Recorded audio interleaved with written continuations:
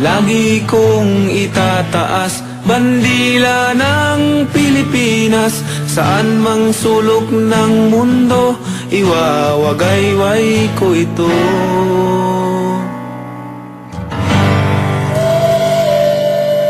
Nakakatakot, walang talo at bato-batong boksingerong Aprikano. Tumirik ang kanyang mata at lumabas ang dila.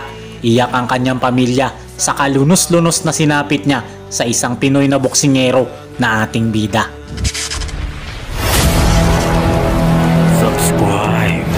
Isa sa pinakamagandang laban na ipinakita ng ating kababayan na si Cuadro Alas Janrel Casimero ay ang labanan niya, ang bato-batong Aprikanong walang talo na sa sobrang maskulado ay kamag-anak pa daw ni Taguro. Pagdating sa sport na kung tawagin ay sweet science, ang boksingerong si Duc Maica ay isang Olympian. Ibig sabihin, napakabihasa po nito pagdating sa pakikipaglaban. Sa edad na 7 taong gulang sa lansangan ng Ghana, Africa, ang batang si Duc Maica at ang kanyang kambal ay ibinando na ng kanilang mga magulang. Kaya sa murang edad ay napilitang makipaglaban sa hamon ng buhay ang Aprikanong ito. Dahil naghiwalay ang kanyang mga magulang, wala silang ibang mapuntahan kundi ang lansangan. Ngunit kinupkup sila ng kanilang lola na siyang tumayong kanilang naging pangalawang magulang. Dahil sa kahirapan ay boxing ang naging sandalan ni Duc Maica. Hindi na siya nag-aral dahil mas masaya daw siya kapag nasa ibabaw ng lona at nagsakripisyo ito para makapag-aral ang kambal niya. Ginalingan talaga ng Aprikano ang pagiging isang boksingero. Sa lahat ng kanyang laban, siya ay walang naging talo hanggang napabilang siya sa national team at naging isang Olimpiano. Sa kabilang banda naman po mga kaibigan, ang kanyang makakalaban ay isang Pilipino na sa kabundukan ng Ormoc ay merong isang Janrel Casimero na nahubog ang lakas ng katawan sa maagang pagtatrabaho. Punong-puno ang sikmura na mga masustansyang pagkain at gulay, kamote, balinghoy, sabang saging at kung ano-ano pang uri ng gulay. Hindi man naging Olimpiano ay napakaangas naman po ni Cuadro Alas Janrel Casimero.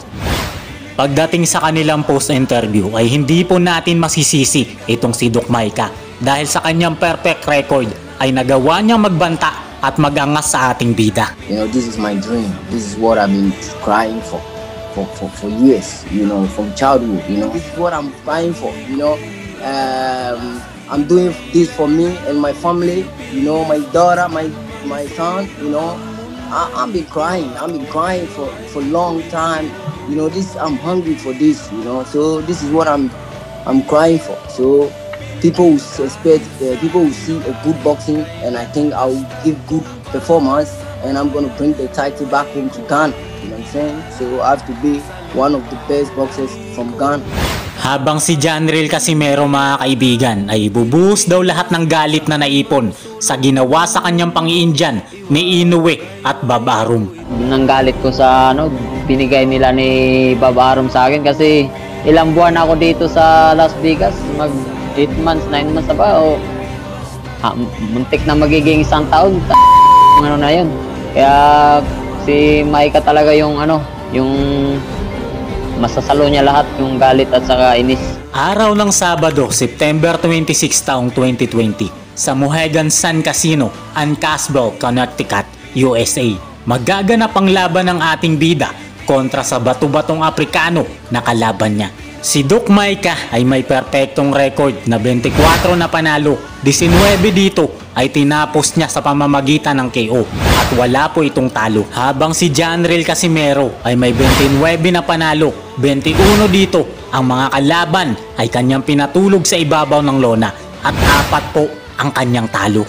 Bago ang laban ay minaliit talaga ni Duc Maica ang boksingerong Pilipino dahil sinigurado niya sa lahat ng kanyang interview na siya ang mananalo. Pero ang hindi nila alam, mababaliktad ang sitwasyon dahil ang kababayan nating Pilipino ang siyang magwawagi at mananalo. Titirik ang mata ng Aprikano at lalabas ang dila nito sa lakas ng kamao ni Cuadro Alas Janrel Casimero.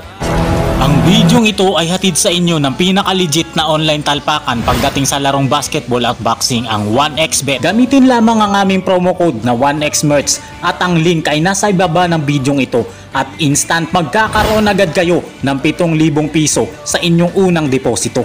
Big time ang laban na ito na pinalabas pa sa PBC at naka pay-per-view pa si Janril Casimero dito.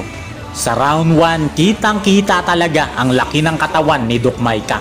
Nagpakilala naman kaagad ng malalakas na suntok ang ating bida. Grabe ang mga power shot na pinapakawalan ni Casimero. Dito tumatagos sa bakal na katawan at panga ng Terminator na kalaban nito. Sa pag-uumpisa ng round 2, kinakapos na agad ng hininga ang Terminator dahil siguro sa lakas ng pinapakawalan ng mga suntok ni Cuadro Alas na Predator. Puro power shot naman agad ang pinapakawalan ng suntok ng ating pambato. At baliwala sa kanya ang lakas na mga kamao ng Terminator hanggang sa may isang napakalakas na suntok na galing kay Casimero na nagpabagsak sa Terminator. Tumayo ito at lumaban pa pero halatang halata na hilong-hilo na siya. Parang naging halimaw naman si Cuadro Alas na nagpakawala ng kaliwat kanang power shot. Walang nagawa ang Terminator na kalaban sa tindi ng mga suntok na pinapakawala ng ating kababayan. Lumabas na lang ang dila nito at tumirik ang mata sa sakit ng natamo niya sa ating bida. Hilong-hilo si Maika at di na niya alam ang nangyayari sa kanya. Sa round number 3, dito natatapusin at ite-terminate ni Cuadro Alas ang Terminator na kalaban. May bakal na panga at pangangatawan. Walang nagawa at wasak sa aserong kamao ng ating kababayan. Kaya sinuri ng doktor kung okay pa ba ang kanyang kalagayan. Sa sobrang hilo ay 10-10 na pala ang paningin nito. Kaya nandilat na ang mata ng referee sa Terminator na kalaban. Tuloy pa rin ang kanilang laban at parang naging halimaw ulit si Casimero sa pagpapakawala ng malalakas na kamao hanggang sa itinigil na ng referee ang kanilang laban dahil hindi na kayang depensahan ng Aprikano ang kanyang sarili sa laban at dineklarang panalo ang ating kababayan.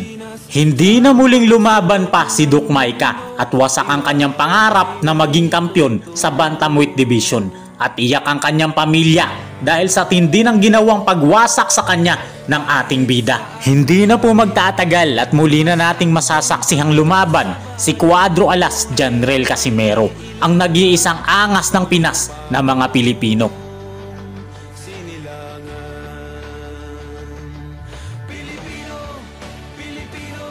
Hanggang dito na lamang po ang ating maiksing kwento. Maraming salamat sa lahat ng walang sawang suporta nyo. God bless everyone. Bye-bye!